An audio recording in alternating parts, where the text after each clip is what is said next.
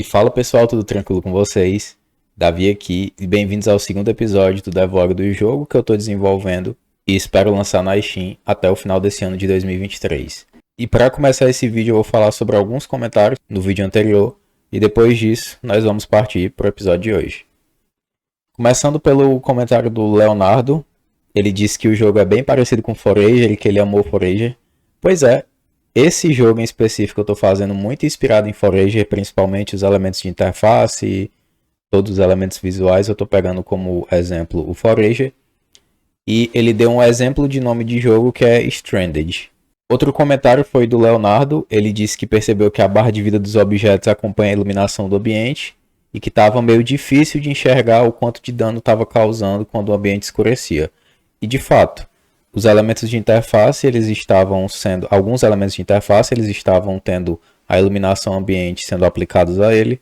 Eu já corrigi isso para esse devlog e agora tanto os valores de dano como os valores de barras de vida de interface, itens dropáveis, eles não têm a iluminação do nível sendo aplicados a ele. Eles estão sem sombra. Ele também elogiou a ideia do projeto e ele perguntou se o jogo já está na Steam para a galera começar a colocar na lista de desejos. E não, o jogo ainda não está na Steam para vocês poderem colocar na wishlist. Porque para poder colocar na Steam eu preciso pagar $100 para a conta de desenvolvedor. Eu acredito que eu preciso pagar, né? Alguém me corrija se eu estiver errado. Mas para publicar um jogo lá como desenvolvedor eu preciso ter uma conta de desenvolvedor da Steam e pagar $100 por jogo. E é uma grana que eu não tenho no momento. Mas a partir do momento que eu tiver essa grana eu já desenrolo essa parte de wishlist para vocês aí. Outro comentário foi o do Den Ratos, que ele disse que uma coisa que deixou ele meio angustiado é que as árvores elas balançam todas iguais. E infelizmente isso é algo que eu não consigo manipular, acredito eu, já que todas as árvores elas são objetos do tilemap. E os tilemaps eles são animados na mesma frequência. Todos os objetos vão ser animados na mesma velocidade e vão iniciar a sua animação no mesmo tempo. Outro comentário foi o do Luiz Matos. Ele deu sugestão de nome e sugestão de coisas para o jogo. Ele deu sugestão do nome de Pingo, Adventure, a missão. Só que no caso, eu até respondi para ele que eu queria que o jogo ele tivesse um nome em inglês para poder alcançar um público maior. E para finalizar, outra sugestão de nome foi do Nomédio. Ele recomendou o nome Between Islands. Então eu achei essa Between Islands e Strange, que foi o primeiro nome, nomes interessantes para esse projeto por conta do que está se passando no jogo. Strange é mais uma pessoa que está ilhada, que de fato o personagem ele vai estar ilhado dentro de ilhas. E Between Islands é porque ele vai estar sempre entre ilhas. Então eu gostei da ideia desses dois nomes. Eu vou estar criando uma enquete e vou estar deixando a galera decidir qual nome eles gostaram mais aqui no canal. Então aqui pessoal, como vocês podem ver, as mudanças mais significativas que foram feitas estão na interface do projeto, onde agora nós temos essa sidebar, que vai ser uma barra na qual o personagem ele vai conseguir das teclas de 1 a 6, tanto do teclado numérico como dos números que ficam em cima das letras, ele vai poder selecionar os 6 primeiros slots. Caso ele clique com os botões 1, 2, 3, ele vai estar selecionando automaticamente o item que está no slot. Como eles são slots vazios, então ele não vai estar selecionando nada. Aqui no caso, ele está desarmado, mas caso eu destrua uma árvore, agora os itens dropam no chão e a coleta dos itens está sendo feita pelo mouse. Então, quanto mais próximo do item eu estiver, o mouse vai e coleta o objeto. Aqui eu tenho um feedback da quantidade e do item que foi coletado. E esse item ele foi direto para o inventário. Se eu apertar a tecla I, ele vai e abre o inventário do personagem, que a princípio está com 18 slots. Mas mais para frente talvez eu deixe ele com menos slots. E conforme ele vai passando de nível ou desbloqueando talentos, alguma coisa do tipo, ele vai e ganha mais slots na mochila dele. Caso eu clique em algum dos itens aqui, dá para ver que ele diz o nome do item, seguido de uma descrição, a imagem do item, e aqui nesse menu à direita ele vai ter até 3 botões.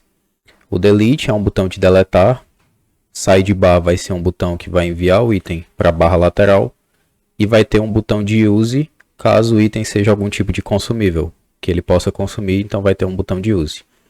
Se eu clicar aqui em Sidebar, dá para ver que o item ele foi aqui para minha barra lateral. Se eu clicar aqui no item, eu vou ter a opção de remover ele, e removendo esse item ele volta para o meu inventário. Mas caso eu clique com um, dá para ver que o meu personagem ele meio que equipou, entre aspas, na mão esquerda esse item que eu dropei. Então agora dá para ver que ao invés de causar de 1 a 3 de dano, que era o dano aleatório, meu personagem ele está causando um de dano fixo, porque sempre que ele tiver com algum recurso na mão, o dano dele vai ser limitado a 1. Então, baseado na ferramenta que ele estiver usando, o dano dele vai variar. Se ele tiver com machado, o dano pode ser maior em árvores. Se ele tiver com martelo, o dano pode ser maior em pedras, assim por diante. Então, toda a lógica e integração do inventário ainda está com uns pequenos bugzinhos, como por exemplo, se eu estiver clicando aqui, o personagem ele está atacando. Teoricamente, ele não vai poder atacar se ele tiver com o mouse dentro desse menu, porque aqui ó, dá para ver que eu estou atacando ali. Só que no caso, o meu ataque não vai pegar em absolutamente nada, porque o item que está no alcance, ele também é dado pela posição do mouse. Então, se eu tiver uma determinada distância do objeto, eu vou conseguir atacar ele. Então, se o mouse estiver aqui e eu estiver clicando, aqui na barra, ó, dá para ver que ele não ataca. Porque eu conectei sinais de quando a área do mouse está dentro da sidebar, essa barra lateral, então ele não ataca. Mas aqui eu não tenho sinais conectados, eu ainda vou ter que conectar. Aqui ele vai e ataca, além de algumas outras informações, como a escala. Dá para ver que a escala da textura e a escala da fonte, elas aumentam quando o mouse está dentro da área. Mas aqui ele só está aumentando a textura, ele não está aumentando a fonte. Tanto aqui como no inventário, ele também não está aumentando a fonte aqui. Então são apenas alguns pequenos bugs ou correções que eu preciso fazer. Outra coisa que eu acho que vocês já perceberam é que o meu que adicionei uma Fog of War. E além da Fog, que é essa vinheta, eu mudei o ciclo de dia e noite apenas para um ciclo de noite, onde ele vai de cores mais escuras para cores um pouco mais azuladas, mas mesmo assim ainda cores escuras.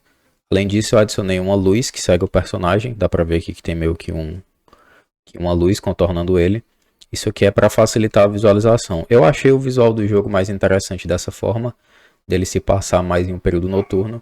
Mas deixem nos comentários o que é que vocês acharam desse novo visual do jogo no geral.